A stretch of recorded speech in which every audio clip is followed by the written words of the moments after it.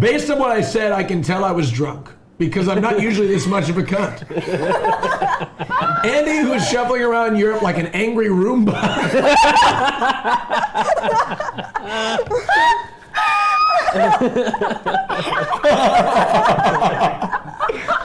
I felt bad for Rich because you can tell that Andy was becoming drained by it. That's how friends are, but I felt bad for him, so I expressed it in a toxic way. Realistically, if I had to be around Rich all day, every day, I would probably also start crumbling into